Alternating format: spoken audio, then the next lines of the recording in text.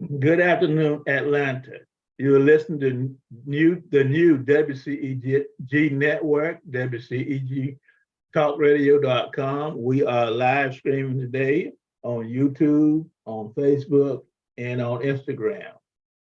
You can watch us through all of those venues, and we will be recorded. You can go back and watch us later. We are the Worldwide Community Empowerment Group. We speak life in the community. I am Herman Anderson, one of the co-hosts. In a minute, we will introduce Mr. Anthony Aiken, and we have a guest today, Mr. Boston. We will introduce him also. Our disclaimer is the topics and opinion are those of the show hosts and guests, not WCEG Network. Thank you for your support. We are a nonprofit, and our office number 404-490-8646. Again, 404-490-8646. So we're ready to get started. Mr. Anthony, how are you today? Absolutely tremendous. You know, one thing, the three of us had a victory this morning. God woke us up. That is true. For us to be at this appointed place and time. And for our listeners worldwide out there, we want to thank you for taking time to be with us again, because we have an absolutely outstanding guest today that's going to provide you some great insight, not only about himself, but also his journey after completing the military. But again, Herman, it's always a pleasure to see you, my frat brother, my good friend, and to be able to see another day and to welcome our guests. So welcome to you and to everyone around. Thank you, Brother Anthony. And let me tell you a little bit about Mr. Danny Boston. I'll give you a brief introduction, then I'll read his bio, which is great. Former US Army Airborne Ranger, awarded Purple Heart for comeback in Vietnam. After a distinguished military career, earned his doctorate and is currently Economic Instructor at Georgia Tech. He will provide us today insight on his move from the jungle and the war zone to the classroom. Before we get started, let me give you a little bit of his credentials. Mr. Thomas Danny Boston is an economist, entrepreneur, former Army officer, Professor Emeritus of Economic and International Affairs at Georgia Tech.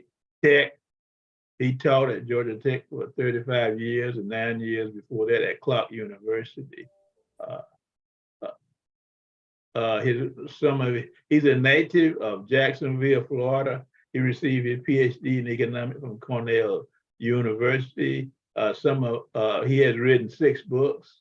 Some of the organization he's associated with is in leadership with his president of the National Economic Association, senior economics advisor to the Economic Committee of Congress, professor of the year at Georgia Tech, and to you Army guys, I'm an Air Force guy. His military credentials include captain as a U.S. Army entry, Army Ranger, paratrooper, and recipient again of the Purple Heart. He served stateside with the 82nd Airborne and is in Vietnam with the 196th Light Infantry Brigade. Mr. Boston is married with 2 children and an Omega Sapphire fraternity member. So I bring to you Mr. Danny Boston. How are you? I'm fine, and it's just a delight to be here with you, and I'm feeling the vibes. It's a pleasure. Yeah, it is a pleasure to have us. And, you know, I was sitting here listening to Herman give your bio, and I tell you what, you are such an uplift to many our listeners, but to a young officer coming in, someone that have gone through, and I've spent time at Fort Benning like you. I know quite a bit about the 197th Infantry Brigade. I served with the infantry for 5 years, so we have a lot of background there. You know, Herman, one of those sky blue boys, you know what I mean? So I fly. We did the hard work. Yeah, they kick us out of the airplane. They kick us out of the plane to the ground, and they go have a tequila, and, you know, that kind of stuff. But it's all good. We all serve with integrity and that type of thing. So, hey, tell us a little bit about your journey. Let us know about your journey there. Okay, so my journey, I grew up in Jacksonville, Florida, and I went to high school. This is in the early 60s. So, you know, you can imagine how Jacksonville, Florida was at that time, like every place, like where you were from, you're totally segregated. Yep.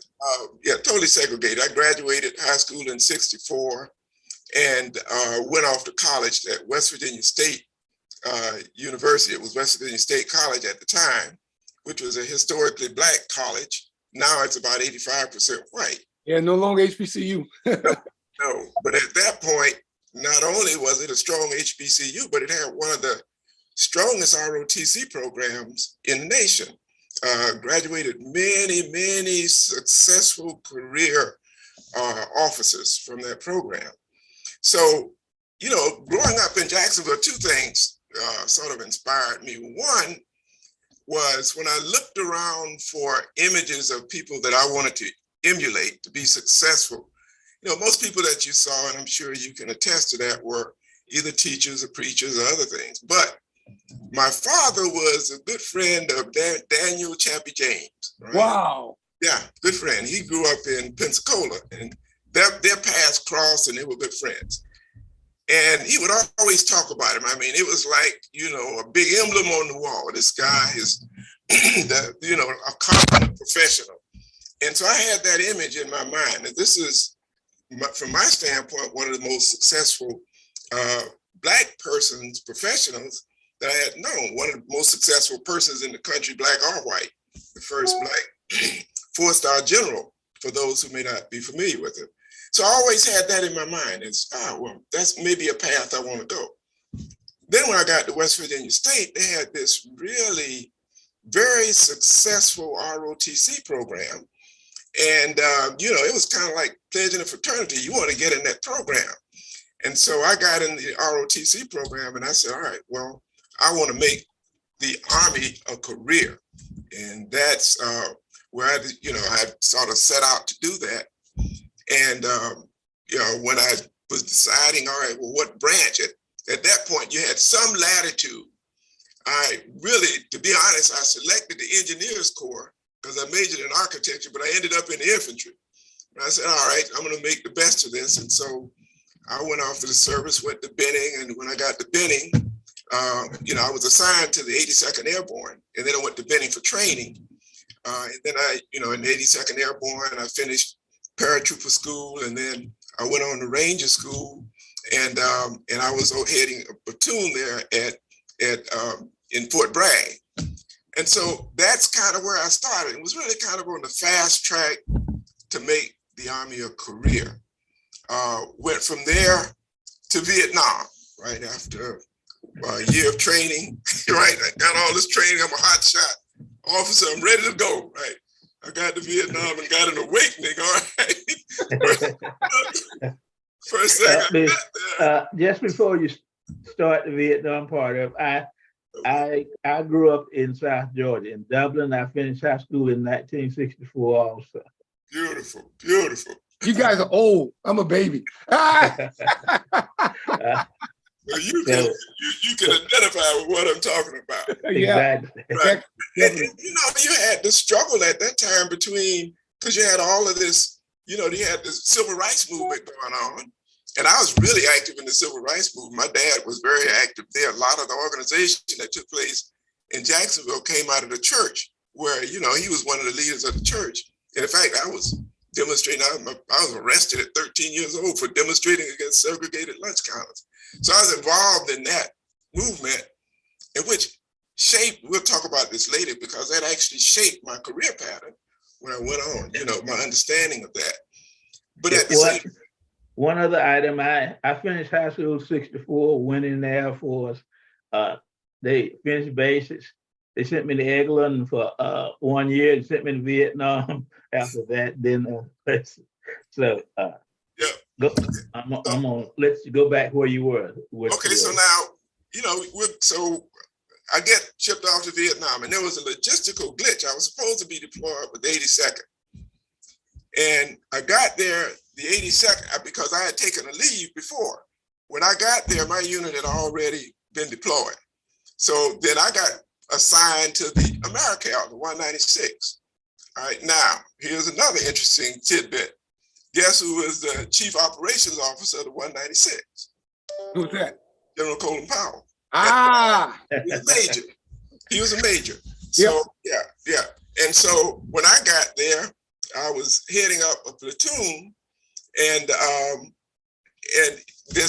the position of reconnaissance platoon, I had a regular line platoon.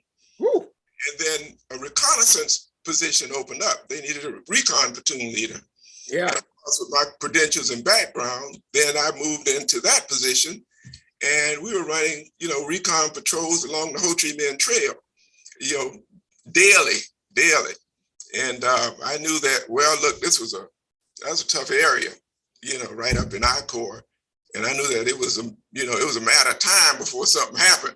It was a question of whether I was going to survive it or not survive it. But I knew that given the heavy toll that, we were taking in that area, that there was a good likelihood that something was going to happen. And it did. We were in, so many engagements, but I don't want to go into all of that. But at any rate, on one occasion we were out on patrol, and we were ambushed, and I was hit, with it's sort of like it wasn't really a grenade, it was an improvised bomb, and was wounded. I got very, very severely wounded in the abdomen, in the legs, and I took shrapnel everywhere, even my head and whatever. And at that point, then I was in the hospital for about a little over 6 months. I had 6 major operations. And, I spent a lot of time thinking when I was in the hospital, okay, now, where am I going from here, right? Do I want to still make the Army a career, or do I want to go in a different direction? Well, I decided, then I looked down at my body and saw all these scars everywhere. And I said, all right, I think I'm going to go in a different direction. So I decided I was going to go to graduate school. And so then, I had a choice. Well, what am I going to major in? What am I going to major in? I'd had a course in economics when I was in undergraduate school. It was the only course I had. And that was so fascinating to me because I felt that some of the things that I had been passionate about when I was involved in the civil rights movement, I saw a way that I could make a contribution, with mastering sort of an area of study. So I decided I was going to study in economics. And as it turned out, and I'll stop, I don't want to be too long-winded here. But, in terms of how I got to graduate school in Cornell, the head of Army personnel wrote a letter and said, hey, look, you've had a really fast-track career, and we really want you to stay in the Army. But if you decide you don't want to stay in, then let me know if I can help you in any way. So I said, yeah, there's one way you can help me. You can write letters of recommendation to several of these universities that I want to go to. And sure enough, he did.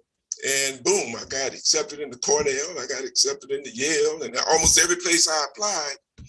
And that's really, that was sort of the tipping point of how I ended up in grad school. I don't know if I would have gotten in without that recommendation, but it certainly helped.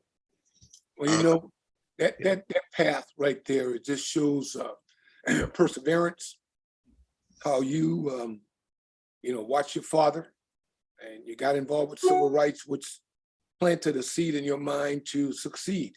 And with all of us being Omega men, we know what perseverance is all about. We know what scholarship is all about. We know what uplift is all about. We know about all of these things, and the manhood part. All of those things were part of your DNA for you to be where you are today. So, just listening to your story, I'm uplifted. Mm-hmm. I'm uplifted because I can see in your trials that you had a path that was not only destined by God, but a seed planted in you to see it through, as we call it. And that's one of my favorite poems that you know about, See It Through by Langston Hughes. Oh, yeah. So, One other thing, when you were in Vietnam as a recon officer, how was that experience for you being a Black officer taking the lead of individuals from a snapshot of the United States, leading them on a patrol where you know that today could be your day? Yeah. How was that for you? Yeah, that was you know, in reflection, I say it was tough. At the time, you don't think about the challenge. You just say there's a task ahead of me and we got to make sure we rise, you know, to meet this challenge. When I first got there, I was wise enough to know I had a sergeant who had done 2 tours in Vietnam, and I'm a brand spanking new first lieutenant right at the time. And I'm coming in and I got these guys whose lives are in my hand because we had these missions. I'd have to send half, we operated with about 20 men in recon, send half out at dusk, half at dawn. And, you know, I would usually go with one half, I would alternate. So we never went out with more than 10 men. And, you know, we were always doing reconnaissance patrols in the area where there was a lot of infiltration of North Vietnamese and Viet Cong. So we were in really, really, you know, some hot territory. But I was wise enough to know that when I got there, I said, look, I want to sit back. I mean, I'm not going to walk in trying to direct and instruct us on what we're going to do, because I realized that, you know, we got guys here, and I had a sergeant there who had a whole lot more experience than I had. I said, so I'm going to let him give us some directions and I will observe for a while. And after I observe for a while and get some experience, then I'll take control of what we do. Now, I still made major decisions, but I was wise enough to know that, you know, if there are people around you who have the experience and insight into what you're doing, and you're in an environment, and as far as you're concerned, is a completely unknown, then you need to be smart enough to take the advice and experience from those people. So we did that. Now, as far as leading them, there was, at least in my unit, and I heard where there were many units where there was all kind of, you know, a lot of racial polarization. Didn't happen in my unit. I mean, I've always managed, I've been blessed with the ability to bring people together, right? To get people operating on the same page. I did that for my whole career when I was in school, whether I was at the Atlanta University Center or whether I was at Georgia Tech. You know, you were always running into people with different opinions and different views, right? So we had people in that, you know, in my unit who came from different backgrounds. Some of them had no understanding of or no appreciation of the civil rights movement and the kind of conditions that I grew up in, right? But a lot of it was due to the fact that they just simply hadn't experienced it. So, you know, you just look for ways that you can have them share a common experience. And when people know that you are concerned about them and about their welfare, and that we have a common mission to achieve, then they operate differently. So I was blessed that we didn't have any of that kind of racial polarization, at least not in the unit in which, you know, I operated. Now, like I'm sure that you ran into, I ran into some situations personally, both in the military, that I was surprised to have been confronted with, you know, from a racial standpoint. But, you know, I experienced that out in society, so I was ready to deal with it. And I just said, all right, you know, this is part of life. I'm going to keep on moving because I know the direction I'm going in. Well, you know, the comment you made there earlier resonates with me also, and I'm sure with Herman. Sitting back, observing before acting. Right. And it's kind of unique that my senior NCO was from Jacksonville, Florida. And he was a 2-time Vietnam veteran, William B. McDavid. I still know his name. Mm-hmm. And I was the XO of a field unit. And he said to me in my first week, he said, Major, if you listen to me and allow me to express what I think is right for you to understand, you will be successful. And for my first month in that job, yes, the buck stopped with me because I'm the XO, but I allowed him to lead in certain areas for me to learn. And as a result of that, we were successful. I never wanted to make that phone call or write that letter to someone saying that the United States appreciate the honor and integrity of your son or daughter in the military and they're dead. I never wanted to make that call or write that letter.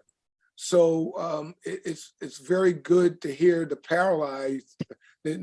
paralyzing situation that we had in those scenarios. Yeah, that's right. And let me even go a little bit further with that. Like you, I remember my sergeant, his name was Cataline. He was Sergeant Cataline. I said, hey, look, I called him Cat. They used to call me Cowboy, right? Because we didn't, of course, you didn't use your military rank. Then everybody had a nickname. Yeah. I had a little white hat I used to wear all the time when I wasn't, dressed up. So I looked like a cowboy. So your name's Cowboy. We call you that. But anyway, to that point, there was we go out on patrols. Like I said, we go out twice a day. And the soda girls would come up and always try to, that's how they made a living. Young girls, some of them were 12, 15, something like that. But they would always ride their little bicycles and they would follow the unit, as we were out on patrol. And then we would stop. They would come up and try to sell you a Coke or something like that. It cost 50 cents or $1. That's the way they made the living. But, some of the guys would not treat them well. I always treated them with respect and dignity. And one of the girls' name was Vicky, called her Vicky the Soda Girl. She always looked for me every time we come out. Now, the value of doing that is that whenever we left, Vicky would be at the gate when we leave, following us along. But I also knew that when Vicky didn't show up, she knew something that we didn't know, and we were in trouble, right? So Vicky, Vicky was my point person, right? She got to do a lot of stuff. Yeah, Vicky had the intel. There you go. So let's, before we went on the air, we were talking, since we, what did Anthony call us, senior citizens or whatever? We were in Vietnam. We're dealing with disabilities and benefits today. So let's talk about that, particularly with people our age, Vietnam veterans, Korean veterans, the process of getting our benefits and understanding our entitlement. So in my case, like I mentioned off there, I really didn't pursue any VA benefits until after I had health disease. And the second reason was one of my buddies was in my ear about it. So let's talk a little bit about that. Yeah, and that's really, I hope everybody really listens to this, because this is important. We had this, like you say, we had this conversation before we went on the air. So when I got out of the service, right, now I'd had these really severe wounds, right? Still got scars and got, shrapnel. I got shrapnel everywhere you can imagine. In fact, if I ever go and have an MRI, I'm likely to die because I got so much shrapnel in me, the stuff is going to move around. I got shrapnel in my chest, I got some in my head and my legs and my abdomen and whatever. When I got out of the service, I said, okay, when I'm out of the service, I'm through with the service. I don't have to worry about going back to Vietnam. I got to deal with the aftermath of, the experience, because that's a heck of an experience, as you know, seeing people die, your buddies die, and all that stuff around you, having nightmares about it and all. And so my first reaction was that, all right, how am I going to deal with it now? And then unlike today where, you had an environment where people said, thank you for your service. And, you stand at the front of the line and get on the planes. It wasn't like that. People, in fact, it was just the opposite, because there was a big movement against the war in Vietnam and people didn't care too much for veterans and all. And so all of this stuff is going through my mind now, right? And I'm saying, all right, now I got to deal with psychologically the effects of being in Vietnam. I've been wounded and all, and I just want to forget about it, all right? So I'm gonna move on with my life, and which is basically what I did. Never even thought about pursuing, disability, filing a disability claim. And then a little over 20 years ago, I developed prostate cancer, right? And then of course, when we were operating in the area of Agent Orange. That's one of the, presumptive outcomes, right? So even at that time, I didn't do anything, right? But I told my buddy when I went, because I've always been big on the health thing, if I run across something that I could help somebody else, I want to alert them. So I went to my buddy, whose name was Herman Floyd. I said, hey, look, Herman, I just was diagnosed with prostate cancer. I survived it because they caught it early. So I want you to do is you make sure you get your exams, on a regular basis and be on the lookout, because if you catch it, you can survive it. Sure enough, Herman got prostate cancer. He had been in Vietnam as well. And Herman then went on and he filed his VA claim and all. Herman got 100%. Next time I saw Herman, he said, well, Danny, what percent disability do you have? I said, well, I haven't filed for a claim. I don't have zero. I have zero. He jumped all over me, man. He rolled me all over the place. What's wrong with you? Why haven't you done this? You've been telling me to, be on the lookout. I said, you are out of your mind. Man, you need to file. He not only jumped on me, he called my wife and said, if you don't get there and file a claim, immediately you jump on it. Right. And so sure enough, I did. And I filed a claim and I'm right now at 80% disability. And I've had, some more complications that I haven't been, awarded compensation for, but I'm going through the process again. So that, and so now I'm with VA disability, just like I was with the health issue. When I see a vet and somebody's had that experience, I said, man, look, have you filed a claim? Are you having health issues? And have you filed a claim? It is the most important thing that you can do, because not only are you taking care of yourself, but you're taking care of your family, Exactly. The welfare of your loved ones. You not only help them financially, but you lift the burden off of them if something should happen to you. So it is a must, and it's an obligation that we do that. Well, we can't agree with you more. Since the conception of our show, we have been a major advocate of requesting veterans to take a look. As a matter of fact, this past week, past Thanksgiving, I had the opportunity to meet with a retired Lieutenant Colonel Ranger Airborne officer in my neighborhood from New York. And like you and Herman and others, procrastinated, just didn't do anything.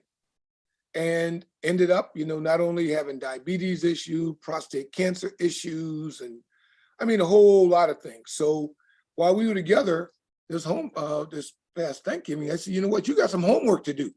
Mm-hmm. These are the things you need to do. I gave him the website and told him about things that he needed to do. And believe it or not, I told him, this is your homework. And I got a text from him this morning at 9:02 this morning saying, I just want to let you know I'm doing my homework. I'm doing my homework. I'm seeing a social worker at the VA this morning to follow through, because for years I procrastinated. Mm-hmm. But just listening to you uplifted me enough for me to not only take care of myself, but to take care of my family. So that's why I said today, and Herman and I, we all agree, your message today will be so uplifting to veterans and their families who, for whatever reason, have not stepped forward to take care of a blank check that was promised to us the day we raised our hand, saying that we will protect the borders of this country. That's right. That's right. And I have the same passion, and it, in addition to being uplifted, it's like my buddy's name was Louis Jackson, and everyone he would see that had a veteran cap on, he would ask them, are you getting the benefits? And that's your job to get your benefit, because you earn them. And like I say, it helps your family, it helps the the community. It helps everyone. Yeah, that's right. And and this was the way I was. Because I didn't follow it up for so many years. I mean, that was 35 years I could have been getting. Oh yeah. So the thing that veterans who haven't done it need to realize is that there's certain, you don't have to prove that, whatever health issue that you had was directly related to your service in a particular location, whether that's the Gulf or whether that's Vietnam. That what I want the listeners to understand that there are so many categories of illnesses that are just presumptive, meaning that if you served in these areas and you have this health outcome, it is presumed that it was caused by that. So the government, the Veterans Administration now has moved to that position to designate certain health outcomes as being presumptive, meaning you no longer have to prove it. If you got prostate cancer and you served in Vietnam and you operated in an area where there was Agent Orange, if you had 1 foot on the ground for 1 day where Agent Orange was spread and you got prostate cancer, boom, right? You got an award.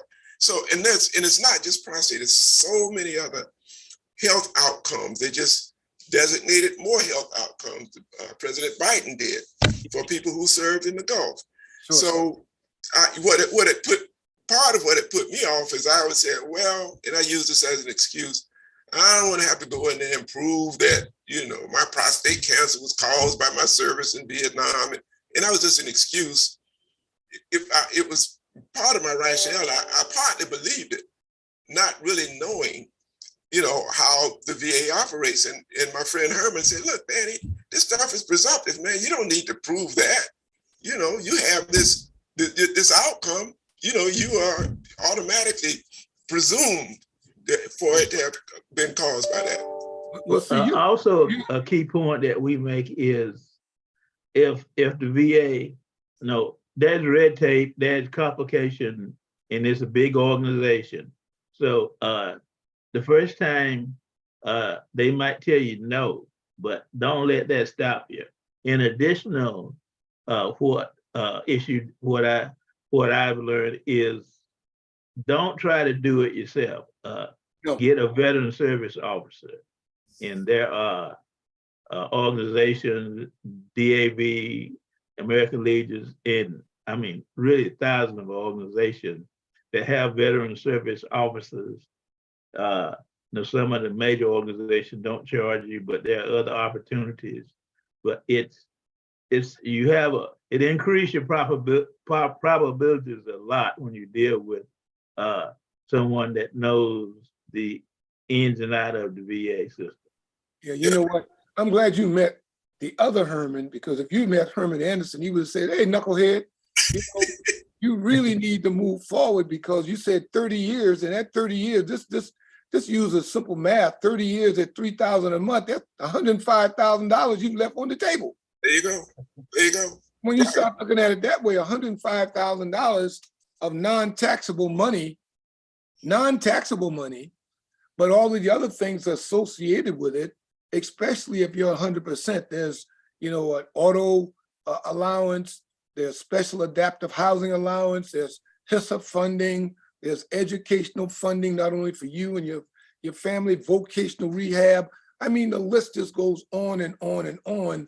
So I'm glad you didn't meet Herman, but I'm glad that your other Herman jumped on you to say, forward. Do it. That's right. But we're going to call you a knucklehead straight up. Hey, knucklehead. Knucklehead is a knucklehead. Was that Herman or my other Herman told me? I'm still a knucklehead. And the economist in me tells me, along with what you just said, you take that $100,000 and had I put it in a regular investment account, imagine where it would have been. Yeah, tell me about it. Yeah. Earning 8% on average a year. So, and that's resources, not just for yourself, but for your family. Correct. And to be able to live a comfortable lifestyle because of the service and commitment that you made to the country. Yeah. So do you think, having that experience in Vietnam, being an officer in the military, and going on to grad school helped you to become the top economist, professor you are now at Georgia Tech and had been at Clark? Yeah, absolutely, because it gives you that discipline that you need. I mean, you go through paratrooper school, you go through Ranger school, and you serve some time in Vietnam, and you got to be goal focused. You got to get through there. This ain't nothing that you're gonna mess around with and come out, on the other side in good shape. Yeah. So yeah, I mean, it gave me the kind of commitment and discipline that it took to be successful, and to understand that I don't care what the barrier is, I can overcome that barrier. One of the things about Ranger School, and you can do this even if you don't go to Ranger School, but one of the things that Ranger School was designed to do was to show you that no matter what you think your limitation is, you can go beyond it. Yes. Right?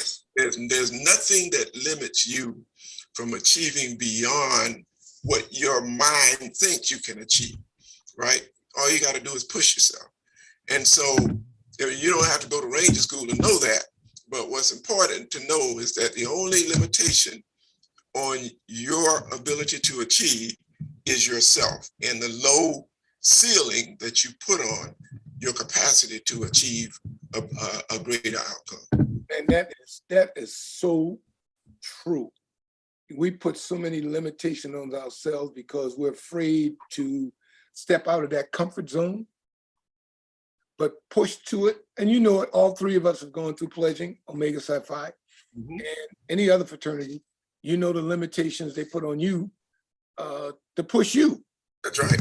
To get to the other side. For how long it is, you get through it. So, Herman and I salute you because we know what it took for you to get where you are, and for you to become, a top professor at Georgia Tech, and the minds that you're affecting now as a result of your teaching. So it's just tremendous. So we applaud you in that aspect. Yeah, thank you. And what was good about my decision to become an economist was that it allowed me to fulfill some of the aspirations I had going way back when I first got involved in the civil rights movement. I said in the civil rights movement that we ought to have a more equitable and just society. And, we ought to be able to benefit from some of the things that, we've put our labor into like everybody else does.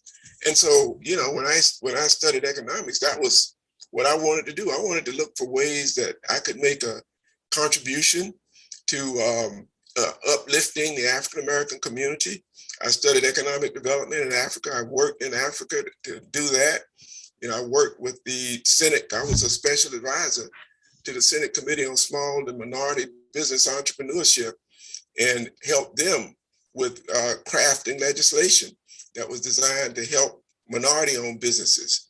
And so it gave me, that my decision to pursue economics really opened up another whole horizon for me. And then like you, I started a company, an economic research company that specialized in all of those things that I was very much interested in: issues of community development, issues of minority business development, those kinds of things. So, God bless me. I've had a very, fulfilling life. And, I just, like you guys, wake up every morning counting my blessings. Count your blessings. And what I just heard you say resonates not only with Herman and I, but it should resonate throughout, that with some direction, with some purpose, you can achieve, regardless of what it is. Whatever the challenges are, you put your mind to it to achieve it.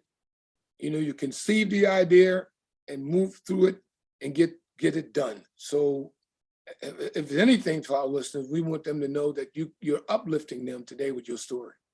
That's right. And the listeners should also know, given, should be aware of the fact that you're getting your disability. First of all, you have veteran status.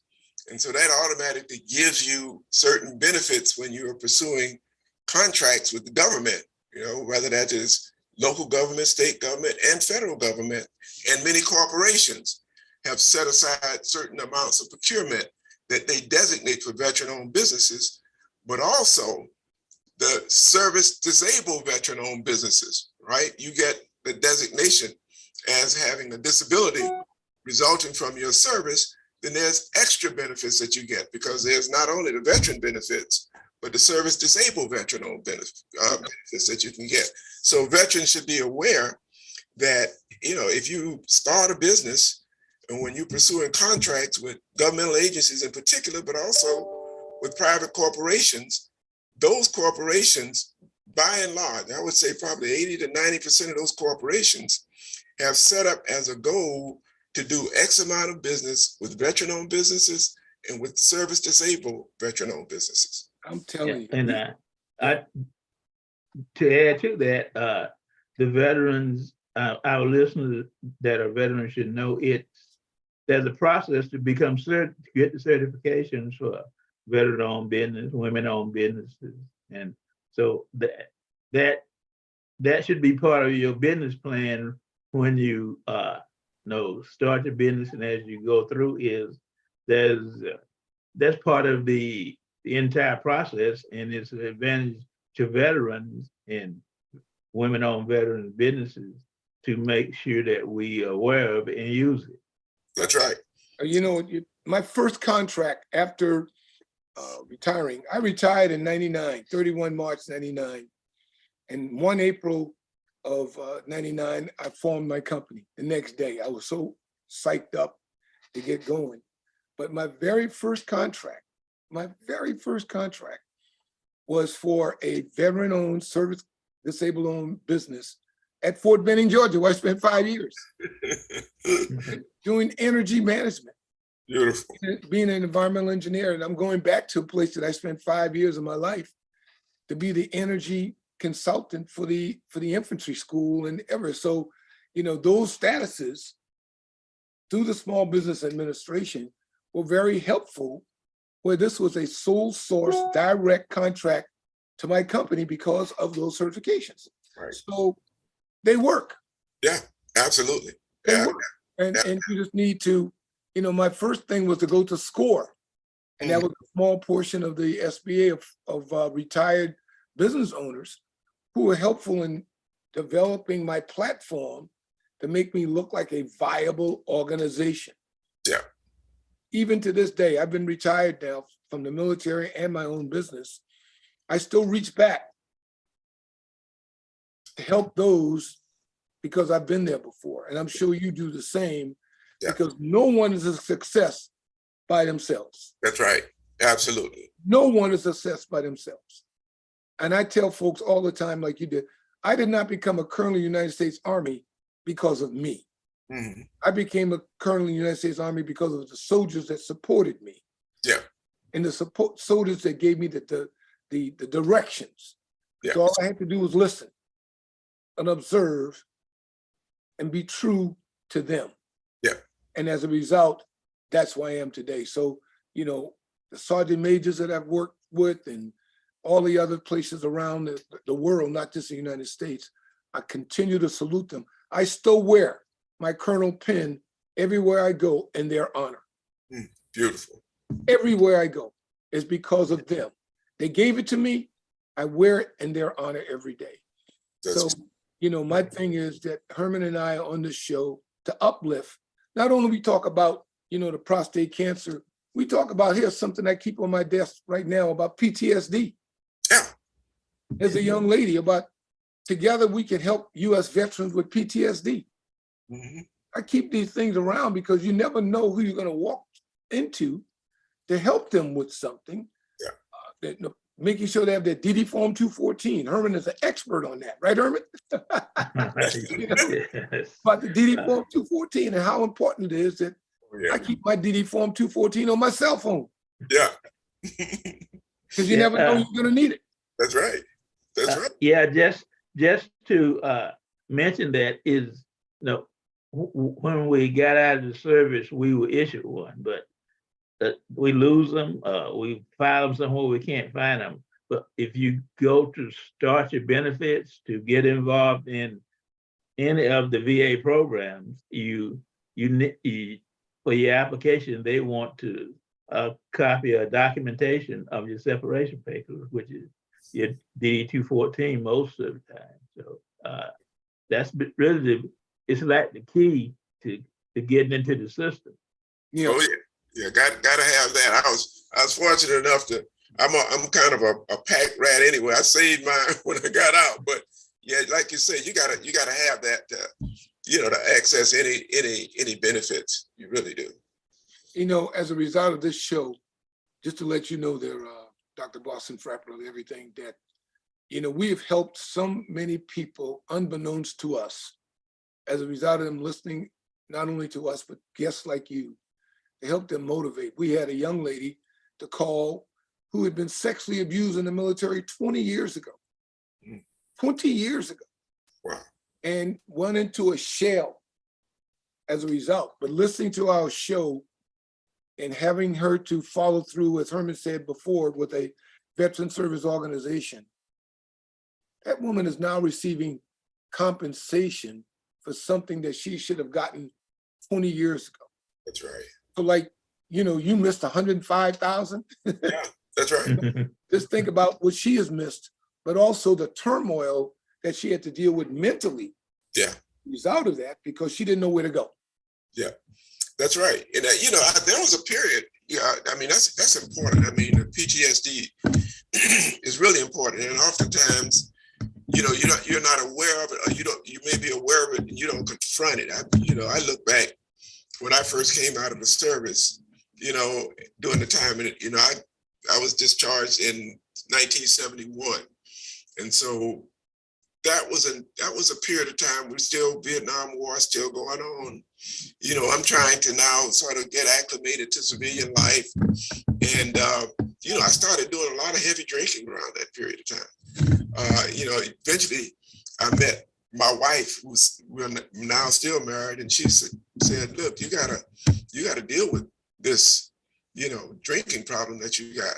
And it occurred to me that it was related to my service experience, and I was not dealing adequately with that experience. And I was able to put all of that stuff in its proper perspective and in its place.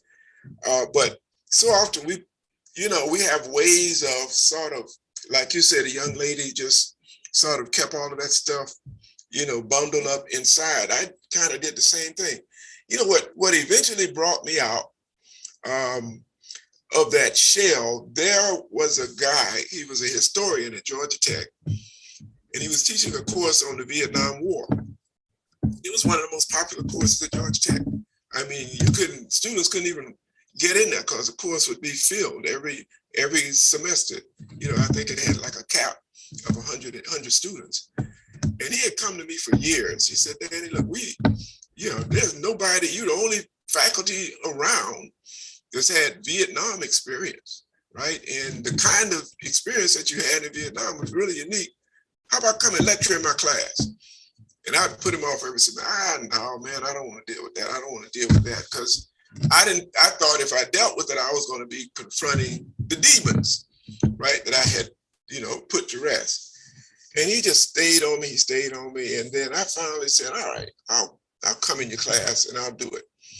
And I went in, man, and it was like cathartic. And it was just like, all of that stuff that I had been bundled up inside, it just got all kind of went away, because for the first time, and this was like, this must have been like 20 years ago. For the first time, I really was confronting that experience. I had never confronted it, and then again, I still was at a period where I wasn't dealing with, VA disability, but the proper thing would have been to, go and deal with PTSD through the Veterans Program. So, there are all of these things that we try to deal with, whether that's on the medical side or the mental side or whatever. And there are organizations out there, there's veteran support out there that are designed to help us get through it. We don't have to carry that burden ourselves. Well, that is true. And another issue is financial and homeless. A lot of people are in bad financial situation, a homeless situation. I have a nonprofit. Anthony has a nonprofit. But when you find out, you start talking to them, and the issue is what's causing them to not be able to hold a job or not even want to deal with being entangled in society is because of what happened in the military, and you need to deal with that first in order to solve the homeless problem or the financial problem. Correct. Right. And I just shudder to think how many good people we've lost, through homelessness and other things as a result of the fact that they'd had no intervention. Right. And that intervention, the services and support services was available to them, but for one reason or another, they never accessed those services. So, like you guys, I'm hoping that if there's somebody that's listening to this program, you just make sure that you go and you avail yourself of every kind of benefit and support that is out there for you as a veteran. So true. Subdue your passion. Follow through. Let someone lead you if that has to be the case. Like your friend, Herman, led you, and you never know what will happen. That's right. You never know what will happen. Understand the rules of engagement. We know what that is, right? We've heard that enough. What's the operational order? What's the rules of engagement to get this job done? You know what I mean? The rules, they're there. That's why you go to va.gov. Those are rules. Yeah. That tells you, that's your map. Yeah. That's your operational order of what you want to get done. And I like the fact that, the presumptive illnesses, and now that's being expanded by President Biden, because there's so many veterans that are silently suffering. Yeah. Silently suffering. They need help. Yeah. But you don't know where to go. I mean, I heard this morning, which was a very fascinating fact, that only 7% of people of color are not going into the VA system to get help. 7%. Look at that number. 7% of all that have served. Yeah, that's incredible. That's incredible. And we're in 2022, and Vietnam is more than 50 years ago. There's the desert, there's Afghanistan, there's Iraq, there's all of these campaigns, Grenada, you name it, that we've had to endure to keep our borders free, but yet only 7% are receiving compensation. That is an unbelievable number. Yeah, you're right. It really is, and this is a challenge that we have, is to uplift and motivate, inspire, whatever we can do to get a bit more of us to participate in the process. And as Anthony said, earn our benefits, get our benefits that we earn, and we sign that blank check. So it's there. We just have to put in the work. That's right. That's right. Each one teach one. Everybody got to reach a hand out and pull somebody else up and make them aware of the benefits that are available to them. I have a friend who's like me. He's a Vietnam veteran. He was a professor up at Rutgers University. I've told him, I said, look, I want you got to pursue these benefits, man. He's got 3 Purple Hearts from his service in Vietnam. And he's like I was. I mean, he never accessed the system, never even inquired, what would possibly be available to me. So I'm working with him now to see if I can persuade him, much like my friend Herman persuaded me, because people are hesitant. You sometimes you have fear of the unknown. You think that the barrier to getting access to these benefits is bigger than it really is. And like you mentioned, there's so many organizations out there that can help you. You know, you got veteran service organizations, American Legion. There are even law firms that specialize in it, right? Even particularly in the appeals process or the filing process. And, you know, they don't even charge you any fee up front. If you are successful, then, you know, they'll get a percent. But sometimes if you run up into a brick wall, if you're trying to do it yourself, you know, lean on somebody else who's got professional expertise to do it. So, you know, shoot, a share of something is better than a whole lot of nothing. You know what I'm saying? Tell me about that.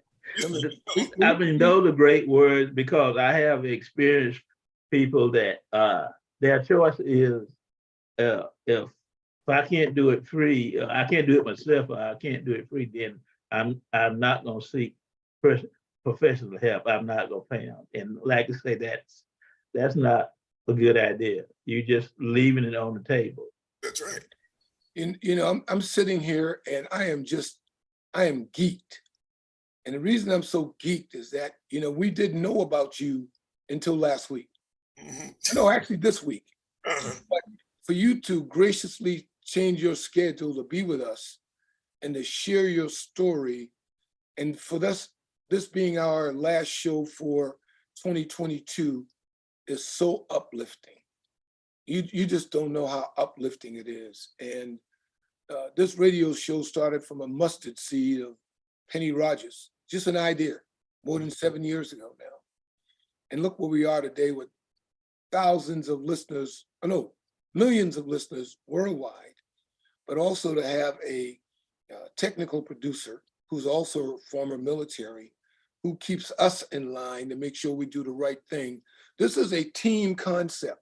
So we don't want you to think that this is the end of the year and you did your thing, that we're not going to come back to you again. Wrong answer. Well, I learned at an early stage, like you say, like Anthony said, the network. Yeah.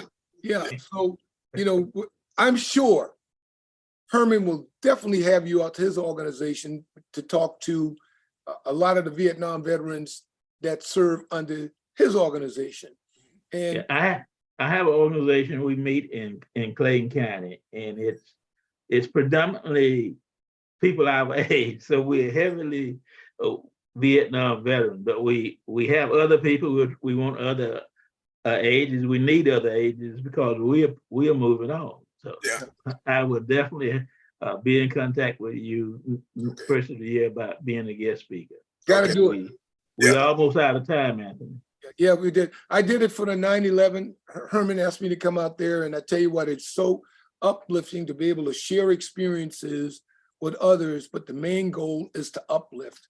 Yeah. And you uplift tremendously today, Dr. Frat Brother, and all of that. All right. You've just been tremendous. And I just want to say thank you, not only to our kahuna, Penny Rogers, but to Vivian Greer for being the technical support, Herman, a frat brother and good friend, and now you, another friend, frat brother. Absolutely. Salute you very much. Herman, take us on out. Okay. Well, we are concluding Veterans Day for this year. So we are wishing everybody a safe holiday season. We thank all our listeners. We also would like to let you know that WCEG Network has a line of programs. Please tune in to WCEG Network and select one of the programs after you finish listening with us, and keep the network rolling. Thank you, everybody. Have a good weekend. Thank you. Salute you. All right. Happy holidays. Beautiful. The same